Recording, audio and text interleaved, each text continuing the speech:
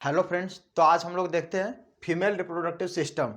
क्या है female reproductive system के बारे में आज हम लोग जानेंगे।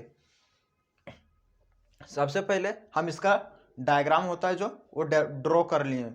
आप लोग भी एनसीईआरटी में मिल जाएगा। मेरा तो बहुत ख़राब है, आप लोग इससे बेटर से बेटर ड्रॉ करने की कोशिश कीजिएगा। हम लोग इसमें देखते हैं। सबसे पहले ये क्या है, ओवरी है।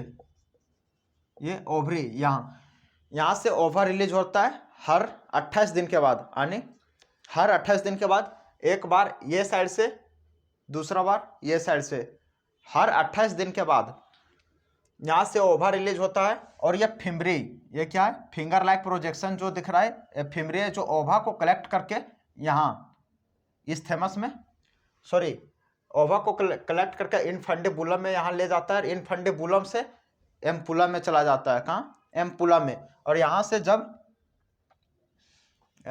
कोपुलेशन के दौरान जब मेल के पेनिस से जब सीमेन को डिस्चार्ज कर दिया जाता है, जब फीमेल के वेजाइना में, तो यहाँ से सीमेन पास होकर यहाँ आ जाता है एम्पुला में। और यहीं पे क्या होता है, फर्टिलाइजेशन की प्रोसेस पूरा होती है।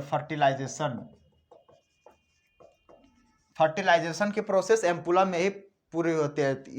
ये क्वेश्चन बहुत बार पैरामेडिकल, नीट और इंटरमीडिएट बोर्ड एग्जाम में भी पूछा जाता है कि फीमेल के बॉडी में फर्टिलाइजेशन कहाँ होता है। तो आप लोग ध्यान याद रखिएगा कि फर्टिलाइजेशन एम्पुला में होता है। और ये जो फीमेल फिंगर लाइक प्रोजेक्शन, इसका काम क्या होता है, ओवा को कलेक्ट करके इनफंडिबुलम में ले जाना। इनफंडिबुलम से ओवा एम्पुला की ओर, एम्पुला में चला जाता है जहां वो स्टोर होकर रहता है। और वहां से फर्टिलाइजेशन की प्रोसेस वहीं पे संपन्न होती है। जब फर्टिलाइजेशन नहीं होती है तब ये ओवा आगे मूव करके इस थेमस की ओर मूव करके यहाँ आने यूट्रिन कैविटी में आ जाती है। और ये पूरे प्रोसेस होने में 28 दिन का समय लगता है। यहाँ पे आने के बाद क्या होता है, ये जो आपको दिख रहा है, क्या, इंडोमेट्रियम जो दिख रहा है, ये जो इंडोमेट्रियम जो दिख रहा है, इस इंडोमेट्रियम ये रप्चर कर जाता है हर 28 दिन के बाद। ये सब इंडोमेट्रियम रप्चर कर जाता है। और ये ओवा मेंस्ट्रुअल साइकिल के दौरान इधर से होते हुए बाहर रिलीज कर दिया जाता है। मेंस्ट्रुअल साइकिल में बाहर की ओर रिलीज कर दिया जाता है। सबसे पहले हम लोग इसका पार्ट जानने की कोशिश करते हैं, कौन सा पार्ट कौन सा है इसमें। सबसे पहले ये इंडोमेट्रियम है, जो अंदर की ओर जो मेंस्ट्रुअल साइकिल के दौरान जो ब्रेकडाउन होता है वो इंडोमेट्रियम है। और ये जो बीच वाला है वो मायोमेट्रियम, और सबसे आउटर, इसका जो आउटर लेयर होता है उसे पेरिमेट्रियम बोला जाता है। और यहाँ पे वेजाइना में जो रुगे होते हैं, जो छोटे छोटे रफ सरफेस का जो फॉर्मेशन करता है वो क्या होता है, वेजाइनल रुगे होता है। और ये वेजाइना है। इधर सर्विकल कैनाल, जो ये बीच का जो पासेज होता है, यानी जिससे स्पर्म अंदर की ओर जाता है, या फिर बर्थ कैनाल।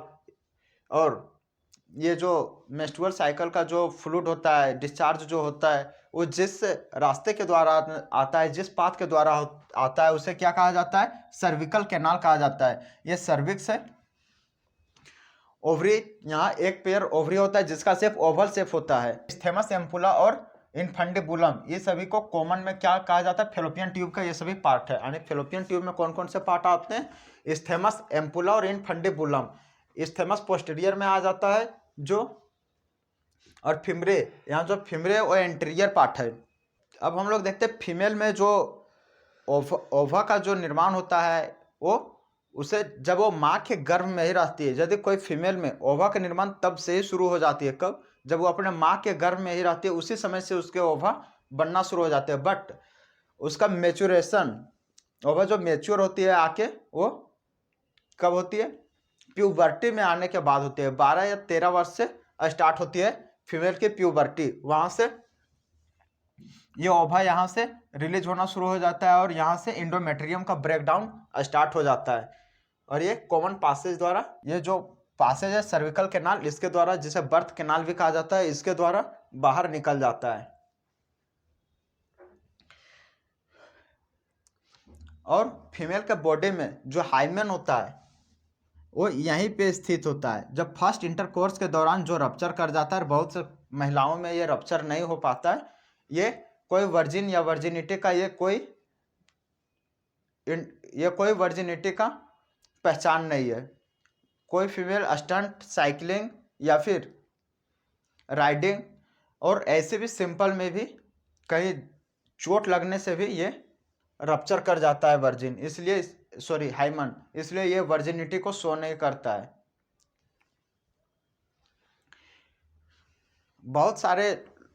बहुत से लोग होते हैं जो वर्जिनिटी का टेस्ट का डिमांड रखते हैं कि ये, तो वर्जिनिटी में आप लोग को बता देना चाहता हूँ कि आप लोग किसी भी यानी वह कोई भी ऐसा चीज नहीं जिससे आप फीमेल की वर्जिनिटी को टेस्ट कर पाएंगे।